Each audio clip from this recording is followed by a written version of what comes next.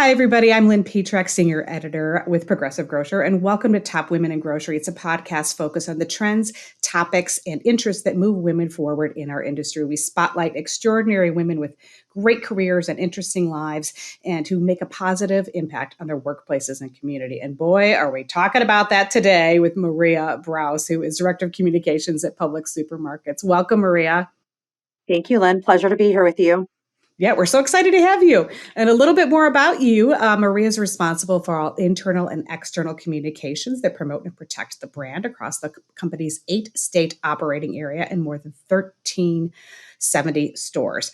Maria began her Publix career in 1990 at age 14 as a front service clerk. Those are my favorite type of backgrounds. I just love hearing about that, and I'll probably ask you about that in a bit. After spending 9 years in the retail market, she turned her attention to the support side of the business. In 2002, Maria took charge of her passion for Publix people and communities they serve and became the face and voice of Publix as media and community relations manager for the Miami division. She spent 2 years in a diverse market, building strong media and community relationships from Key West to Vero Beach. In 2004, Maria was promoted to Director of Media and Community Relations, and in 2020 was named Director of Communications. She earned a bachelor's degree in English from Florida Atlantic University. And we're so excited to have you with us, Marie. Marie, thank you.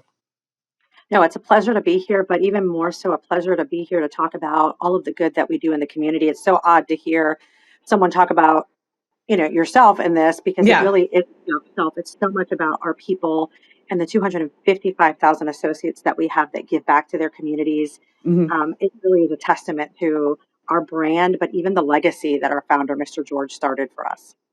Yeah, and what I love about that is it's not just a photo on a timeline and something that you refer back to. George, W. Jenkins is really a model for this particular thing you're doing it with his background in philanthropy. Tell me a little bit more about how it's like truly like a living history that carries on with almost every employee, if not every employee. It is. It's something that Mr. George started. Publix started in 1930. Mr. George was passionate about associate ownership in the company, so much so that he provided ownership opportunity by providing them a raise and then the ability to purchase a share of stock. He was a Mm-hmm. visionary, but so much about what he did really was about when communities thrive, the business thrives. And it was Mm-hmm. taking care of not only the brick and mortar store, but also taking care of the people, the associates that worked in the store, and then taking care of the customers in the community Mm-hmm. and making it a holistic approach. He always believed in giving back. He believed in the power of leaving a community better than what we found it, and talked about that often, Mm-hmm. often gave anonymously, wanted to do it because it was the right thing to do, not for the ability to say we did something, but really truly because it was the right thing to do and because we were passionate about taking care of our communities. So that's a legacy that he started. 94 years later, it's still the legacy that he left behind and that we continue to move forward. And that's the best thing about what we do. We love being able to give back and to serve our communities. And as you know, and helping feed those that are hungry, people in Right. need, our neighbors, is what we do. As a grocery retailer, it's a responsibility to ensure that no one goes hungry. And the ability to work with our Feeding America partners is a great honor. And if you think about when that business started, and he was really shaped by the times that he was into. It was those were not easy times when he started the business, and through the years we've had those cycles of difficulty, and we're kind of in one now with the need out there. So it's full circle in some ways, but I guess it shows that there's he was really shaped by his era. It was when he started Publix. I mean, if you think about it, being a visionary and taking chances. I mean, he started Mm-hmm. Publix through the Great Depression. I mean, Right, there was no right, shortage of opportunity to need to do more and have the ability to serve, and through a difficult time. So, yeah. learned lots of lessons, and I'm so fortunate to be able to carry that on today. And that is a large scale question. And on a personal level, Maria, you're involved with a lot of these programs. You've been to so many of the events. And can you share an experience that you worked with the food bank or a partner or a community program that really stood out to you? Of course, and I think that's probably one of the main reasons why we're here today. I mean, we're Yeah. talking about 100 million pounds of produce being donated since April 2020. And if we take a step back to think, it's 4 years later, but just 4 short years ago, a pandemic began, and there were so many people that were left more so hungry and in need of food. And sometimes folks that had never seen themselves at a food bank before found themselves Hmm. needing to participate. I mean, when we talked to our partners at Feeding America, in some instances, need was up 400 to 600% in communities Wow. in which we operate in. And that Wow. is significant when you already think about the opportunities that exist within food banks and sourcing food. But ironically, at the same time, our Southeastern farmers were also going through an Hmm. opportunity. Schools and businesses and restaurants were closing down. These farmers were left with a plethora of produce in their fields that they were plowing over because there was We no heard about outlet. that, right? We all Right. talked about that back So, at the time. we had a great opportunity to be a connector, to work with our Southeastern farmers and to work with our partners at Feeding America, and the ability to purchase produce and the Hmm. ability to give fresh fruits and vegetables to our partners so they in turn could give it to the community.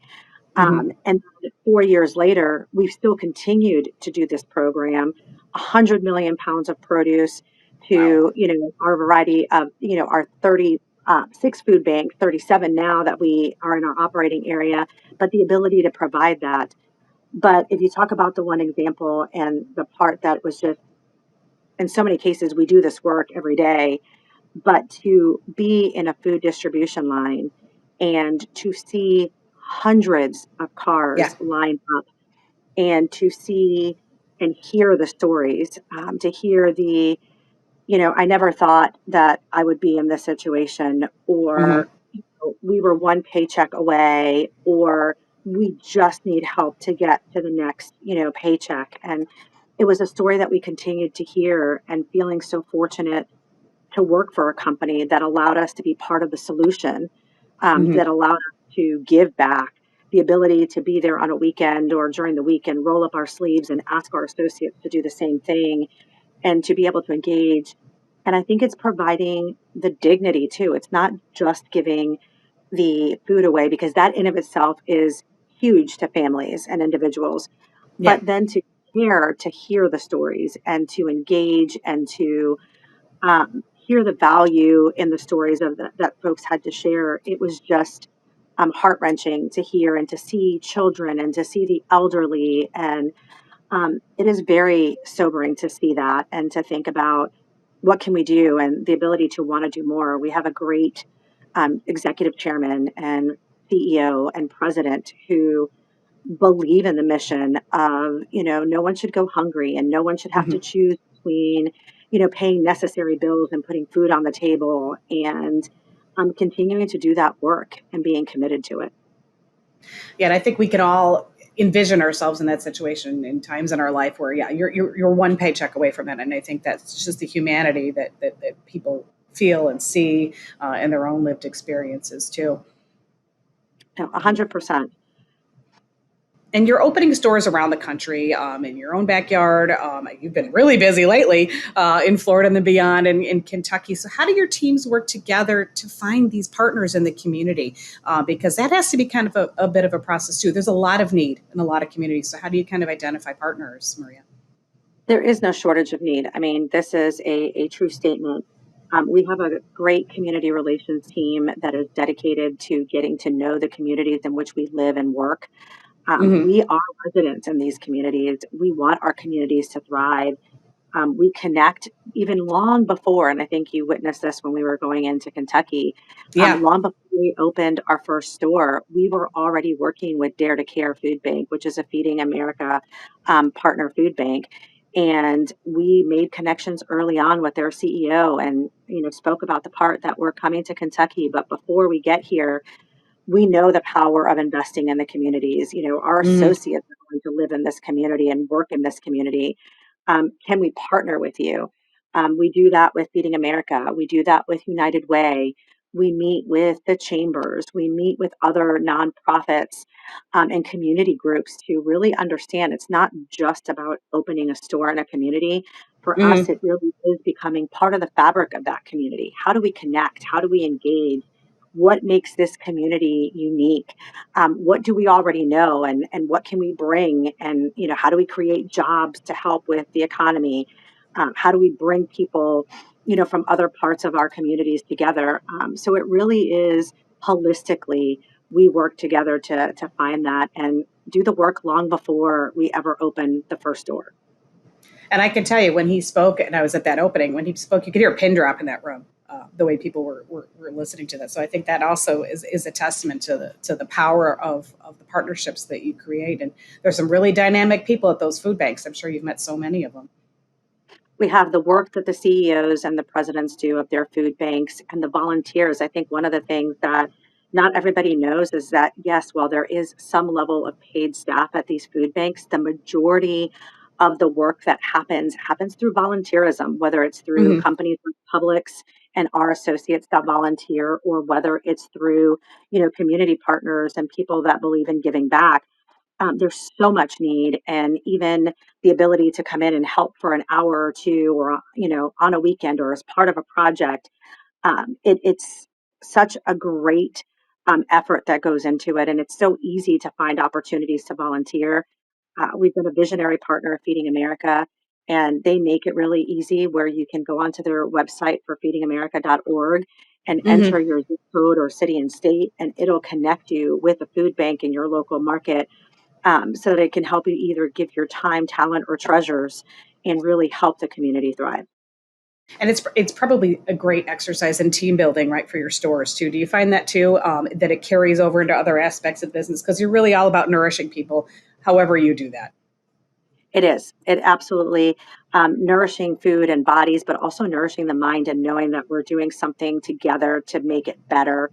Hmm. There's so much passion that comes through. I'm always excited to see Publix people. I think one of the things that people underestimate when we go to volunteer at food banks or anywhere that our teams are is the power of people committed and focused on a vision to execute.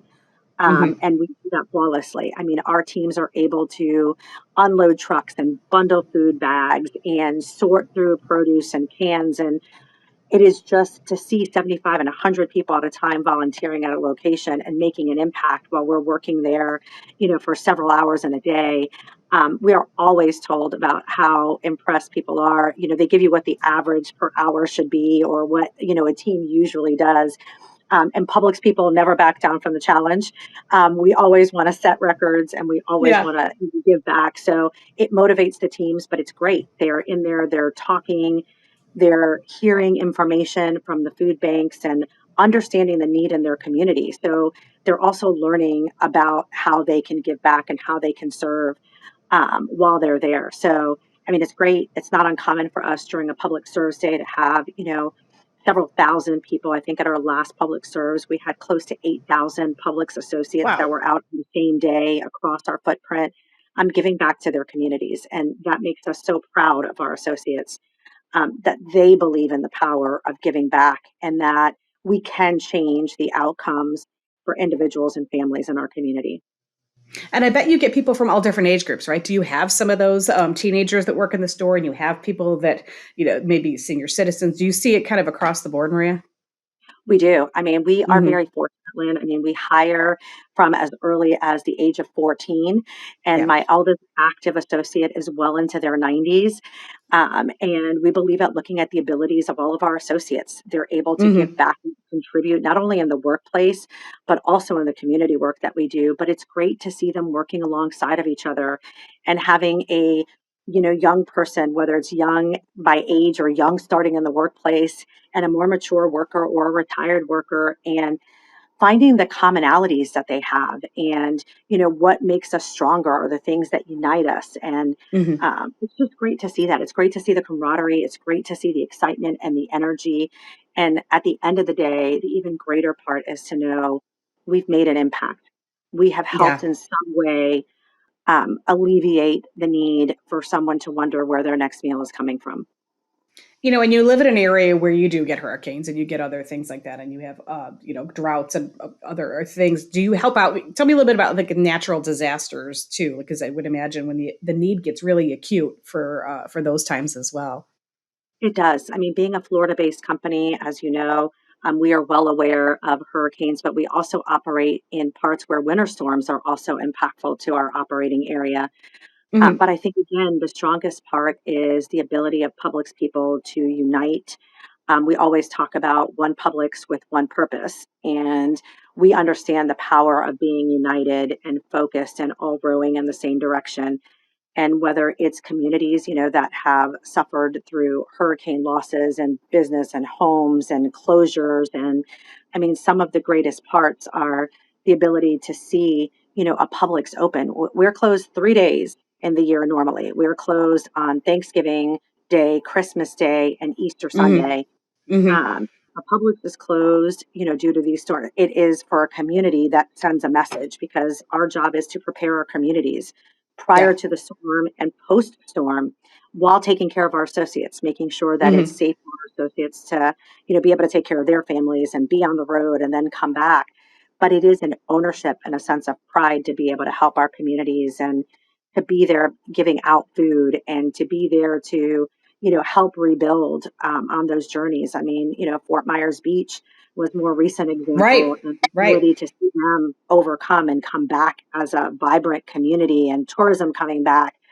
Again, our associates live there. They don't just work there, but they're a part of the Right. community. And that's the importance of helping to give back and to recognize that not only are we helping our neighbors, we're helping our family, part of our extended Publix family. And on that note, I'm sure you've had, employees that have had to go get assistance themselves, maybe growing up or maybe at other points in their life. So they have a personal connection to food banks because maybe they benefited from them at one point, or their family No members doubt. have. Like 255,000 associates. Everyone Yeah. has a unique story. I think we've all had different, where we are today doesn't define where we were or will be. But yes, I mean, there are personal stories. And when you hear our associates talk about, growing up and some of the challenges that they overcame, or even, in early part of life or with extended family. And yeah, need isn't a real thing. And I think one of the Hmm. things that we provide is not only do we work with our food bank partners to provide food, but we also work to provide assistance in workforce. And, we have Hmm. these partnerships where we're able to come in and, work with, shelters and talk about applying for jobs and helping prepare a resume and talking about the opportunities that we have available at Publix so that once folks are coming out, oftentimes hunger and homelessness are connected and Right. working through community resources to show that, we're an employer of choice for a reason. And Hmm. there are all kinds of, positions from entry level to very skilled positions and everything in between. And again, it takes one random act that can happen that changes a trajectory of a person's life. And it could be something, we've come across so many people that have so many talents that we never would have known of had we not taken the time to listen and to invest in their story, but helping them with job placement and going through culinary programs and helping develop recipes because that's the other thing. Not only do we Hmm. donate produce, but sometimes it's like, okay, so what do I do with this? I'm not familiar with this. Hmm. I don't know how to cook a root, or, what am I supposed to do with a plethora of, whether it's corn or sweet potatoes or, whatever it might be. But Hmm. helping our teams to be able to develop recipes. It's really thinking holistically about what could we do and what our contributions can mean to someone. That's a great point, and it's been a rough couple of years. So, is have you noticed? And I know you talked at one point about like having just seeing so many people line up. Has it the lapse in COVID pandemic emergency area benefits been something really noticeable over the past year with higher food prices and still some tight labor markets in some areas? How would you describe kind of the situation right now? Well, I think the food bank partners are definitely in a better place to kind of give the overall state of the union. I mean, I Yeah. think with the work that we see, that their need still continues. Hmm. I think that that's why we look at it as what do we bring to the table? We're able to Hmm. offer a place of employment. We're able to give back. We're able to work with our partners at public supermarkets, charities, to Hmm. also support, thousands of nonprofit organizations that are focused on hunger, homelessness, and education also being an Hmm. important component. But I think it's looking at, we look at it full circle. How can we give of those time, talents, and treasures? How can we look to provide assistance and build partnerships, but also be a connector? We know lots of different organizations, and sometimes it's making introductions that are the most invaluable things that we can present for organizations because the money is Hmm. great or the food does wonders, but then it's the long-term sustainability. How do we find solutions? So sometimes, even last year we hosted a hunger summit where we invited Feeding America partner food banks to come in, and we invited, local officials and, our teams from across our company came, and it was so interesting to see the conversation unfolding because we were so busy doing the work every day that we often don't get a chance to take a step back and Hmm. talk about the work that we're doing or what's been really successful or what do we need help in working towards. And my partner down the road, who may literally be a few miles down the road, I don't have time to engage, but he or she has a great solution that I haven't thought of or I haven't tried. So for us it was the ability to bring them together and to really Hmm. see and hear and create that opportunity for an exchange of meaningful dialogue. Are you going to do another one of those summits, Maria, or what's on deck for the rest of this year that you're working on? No, I'm so glad that you asked. Yes. In short, the answer is yes. We're looking forward to doing another Hunger Summit and Hmm. expanding the conversation. We had very positive feedback from our partners at Feeding America. Also, we want to bring in, our CPGs into the conversation and really connect again, continuing to be that connector, and bring organizations together. Currently, we're working, like I said, with our food banks in our, 8 state operating area. We consistently are communicating and taking feedback about what need is and how we can help. Often offering, logistics solutions or insights into how we, work back of the house that might be able to help, food banks operate as well. Just this past month celebrating, a huge milestone with 100 million pounds of, produce donated in just 4 short years. That's And upon that, amazing. the millions of dollars that Publix Supermarkets Charities gives to nonprofit organizations each year, Hmm. including the more than 10 million that they've given to the hunger, arena this Hmm. past year. I mean, it's just to me, it's one of the things that we are full circle looking at. How do we help those folks that are in need of food, and helping our neighbors? It's about helping the neighbor and making us stronger. And you've been in this industry a long time, and I love that you started when you're 14 because you've seen it all. Would 14-year-old you, Maria, be so surprised at what you're doing now, or would you be like, yeah, you even knew then that giving back was part of the culture at this company that you were working at, maybe on weekends after school or whatever it might have been? I even knew at 14, I come from a Did you? generation, my mom was already a Publix associate, but I knew Hmm. early on that Publix was where I wanted to be. I mean, I think that that is one of the greatest parts of instilling in our young people, that there's opportunity and that we give back. But I can remember from being a teenager, I've been Hmm. giving back because it was part of our culture. It's part of what we Yeah. do.